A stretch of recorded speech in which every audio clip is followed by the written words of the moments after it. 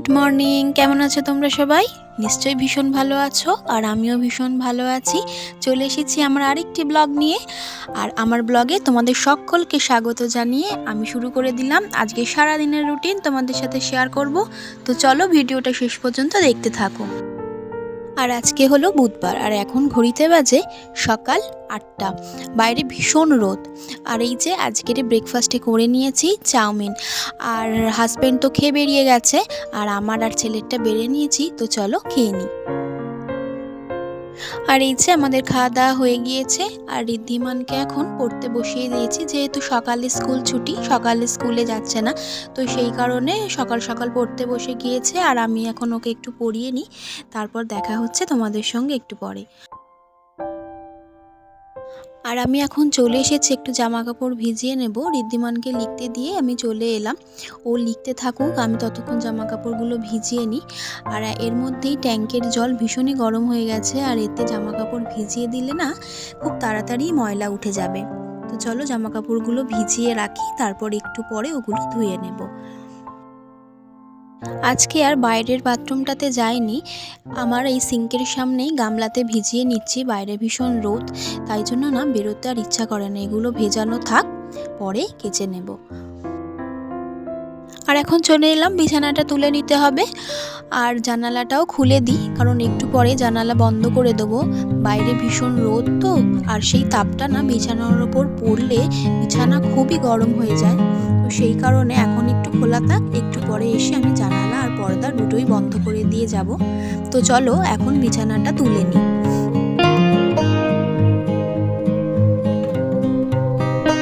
ছেলে স্কুলের গরমের ছুটি পড়ার সাথে সাথেই না অনেক প্রজেক্ট দিয়েছে, আর সেই প্রজেক্টগুলো আমাকে করতে হচ্ছে।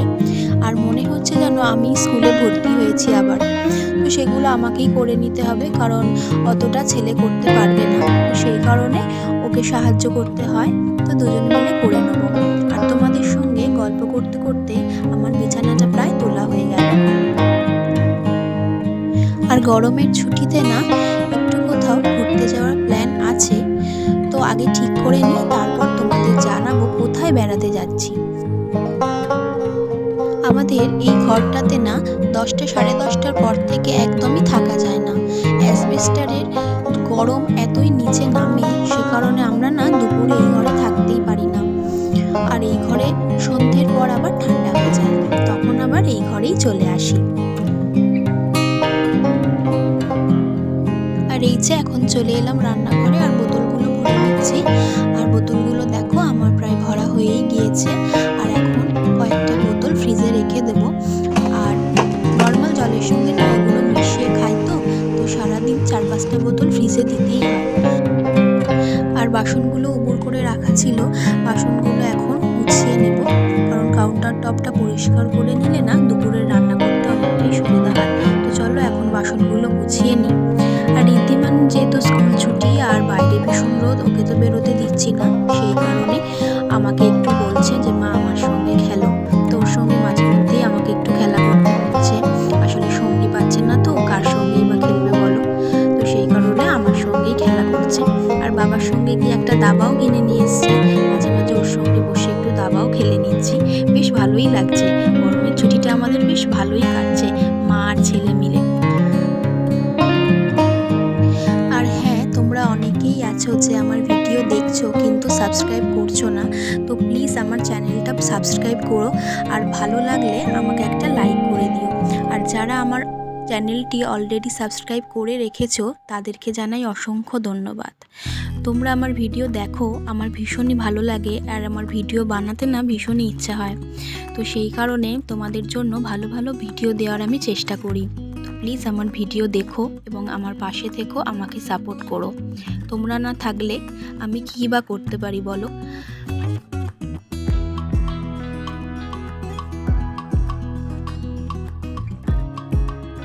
আর সকালে খাওয়া দাওয়া হয়ে যাওয়ার পর সিঙ্কে কিছু বাসন ছিল, তো সেইগুলো এখন ধুয়ে মেজে পরিষ্কার করে নিলাম। আর এরপরে দুপুরের রান্নাটার জোগাড় তো করতে হবে। তো চলো চটপট বাসনগুলোকে ধুয়ে নিই। আর তোমরা আমাকে কমেন্টে জানাও এই গরমে তোমরা কেমন আছো। আর এখন বাসন ধোয়া তো আমার কমপ্লিট হয়ে গেছে, আর সিঙ্কটা এখন একটু ভালো করে সাবান দিয়ে ঘষে নেবো। আমি যতবারই বাসন মাজি না ততবারই এইভাবে সিঙ্ক পরিষ্কার করে নিই। আর আমার না এটা খুব ভালো লাগে, কারণ সিঙ্ক প্রচণ্ড পরিষ্কার থাকে এবং দেখতেও খুব ভালো লাগে, বেশ চকচক করে।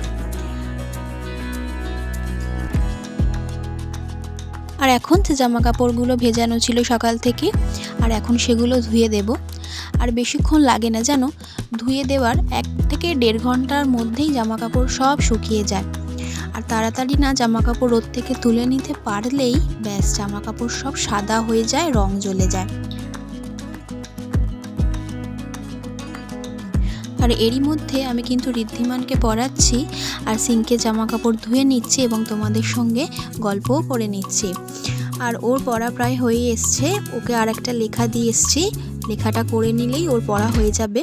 আর কখন থেকেই বলছে মা ছুটি দিয়ে দাও, আর পড়তে ভালো লাগছে না। আসলে একভাবে অনেকক্ষণ পড়তেও ভালোবাসে না, কিন্তু কি করব বলো, ক্লাস 3 তো হয়ে গেছে, একটু পড়তে একটু লিখতে তো হবেই। চলো জামা কাপড়গুলো এখন ধুয়ে নিই। আর এই যে দেখো হাজবেন্ড আরও কিছু জামা কাপড় দিয়ে গেছে, আর সার্ফের জলটা না অনেকটাই বেশি আমি দিয়ে ফেলেছিলাম। তো এই জামা কাপড়গুলো এর মধ্যে ভিজিয়ে রেখে দেবো খানিকক্ষণ, আর আগের জামা কাপড়গুলো ধুয়ে নেব।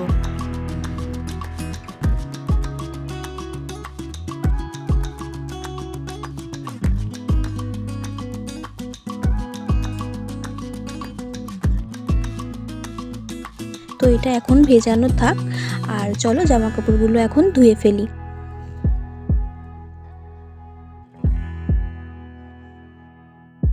আমি মাঝে মাঝেই না এভাবে সিঙ্কে জামা কাপড় ধুই। আমাদের যেহেতু সবাইয়ের একটাই কল, যখন কলে একটুখানি লোকজন বেশি থাকে তখন আমি এটা করি। আর এই যে দেখো তোমাদের সাথে গল্প করতে করতে আমার জামা কাপড়গুলো ধোয়াও হয়ে গিয়েছে। তো চলো এখন মেলে দেব, বাইরে প্রচণ্ড রোদ, আর বাইরে ভীষণই রোদ, একদমই বেশিক্ষণ দাঁড়ানো যাচ্ছে না, তাই চটপট জামা কাপড়গুলো মেলে নেব। আর দেখছো ধোঁয়া উঠছে, কি হচ্ছে বলো তো, ওই পাশের ঘরটা হচ্ছে আমাদের কাঠের রান্নাঘর, ওখানে মা মানে আমার শাশুড়ি মা রান্না করেন। আর ওখানেই মা এখন রুটি করছে। মা পাতার জালে রুটি না ভীষণ ভালো করে, পেয়ারা পাতার জাল দিয়ে রুটি মায়ের কাছ থেকে শিখতে হয়, কিন্তু আমি তো পারি না, তো মাই ওটা খুব ভালো করে। আর চলো জামা কাপড়গুলো মেলে দিই, তারপর তোমাদের দেখাচ্ছি আমাদের রান্নাঘরটা কেমন। বিয়ের প্রথম না আমি তেমন কিছুই পারতাম না, বিশেষ করে কাঠের জালে রান্না করা, কারণ আমার বাপের বাড়িতে সেসব কিছুই ছিল না।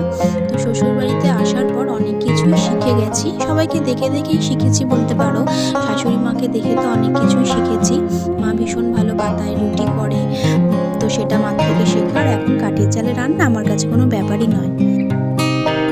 আর এই যে ভাত বসিয়ে দেবো, চালটা বের করে নিয়েছি, মার তো রুটি করা হয়ে গেছে, মা বললো চাল ধুয়ে নিতে, তো মার রুটি করার পরেই আমি ভাতটা বসাবো। তো চলো চালটা ধুয়ে নিই।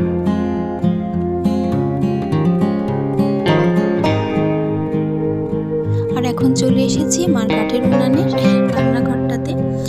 আর এই যে দেখো মা এখন চা করছে পাতার জাল দিয়ে, মা চাটা করে নিচ্ছে, আমিও চা খাবো, আর মা বাবা দুজনে খাবে। আর চাটা হয়ে গেলেই ভাত বসিয়ে দেবো। আমিও মাঝে মাঝে এখানে এসে ভাত করে নিয়ে যাই, পিছনের রান্নাঘর আছে আমারও কাঠের, তো সেখানে যাই না। আর দেখো এখন বাইরে কি ভীষণ রোদ, আর ওই যে দেখো আমার অ্যালোভেরা গাছগুলো সিঁড়ির ওপরে রোদ লেগে না লাল হয়ে গিয়েছে, ওগুলোকে ছাওয়ায় রাখতে হবে বুঝলে। আর ভাতটাও হয়ে গিয়েছে, আর এখন ফ্যান ঝাড়িয়ে নিব। আর এই যে ফ্যান ঝাড়িয়ে নিয়েছি। চলো তোমাদের না একটা জিনিস দেখাবো। তো আমার জানলার ধারে একটা অপরিচিতা গাছ আছে, সেটা না অনেকটাই লম্বা হয়ে গিয়েছে, অনেক কঞ্চি লাগিয়ে দিয়েছি, তাও কঞ্চি বেয়ে গাছটা না ঘরের মধ্যেই প্রায় চলে আসছে। দেখি বিকেলের দিকে আরও কিছু ডালপালা ওখানে লাগাতে হবে, গাছটায় না বেশ ভালোই ফুল হয়। আর এই যে ঋদ্ধিমান এখন একা একাই খেলা করছে আর আমার সাথে বকবক করছে। ও সারাদিন এইভাবেই আমার সঙ্গে থাকে, আমিও কাজ করি, ওর সাথে গল্প করি, আর ও আমার সঙ্গে খেলা করে গল্প করে। আর ওর জন্য একটু দই বার করে নিয়েছি, টক দই ও এই সময় প্রতিদিন খায়, আর এখন অভ্যেস হয়ে গেছে, না দিলেও চায় আমার কাছে। আর এই যে দুপুরের রান্না বসিয়ে দিয়েছি। এখানে ডালটা ফুটেই গেছে, ডাল সিদ্ধ হচ্ছে, আর ওদিকে হচ্ছে উচ্ছে আলু ভাজা। আর আজকে দুপুরের মেনু থাকবে পটল আলু আর সোয়াবিনের একটা মাখা মাখা করে তরকারি। আর দেখো ডালটা তো আমার হয়েই গেছে, আর এদিকে উচ্ছে আলু ভাজাটাও হয়ে গেছে। আর এখন পটল আলু সোয়াবিনের তরকারিটাও কষিয়ে নিচ্ছে, আর কিছুক্ষণের মধ্যে এটাও কমপ্লিট হয়ে যাবে। আর ভীষণই গরম লাগছিল, আর সেই কারণে খুব তাড়াতাড়ির মধ্যেই রান্নাটা শেষ করে ফেলেছি। আর তোমাদের সঙ্গে না তরকারির ফাইনাল লুকটা আমি দেখাতে পারলাম না। আর এই যে দেখো ভাত বেড়ে নিয়েছি, আর ছেলেকে তো খাওয়াবো। আর এখানে আমার গ্যাস কাউন্টারটা পরিষ্কার করা হয়ে গিয়েছে, রান্নার সব বাসনও মাজা হয়ে গিয়েছে। আর আমি না রান্নার পরে এইভাবেই একদম ছকছকে তকতকে করে পরিষ্কার করে রাখি।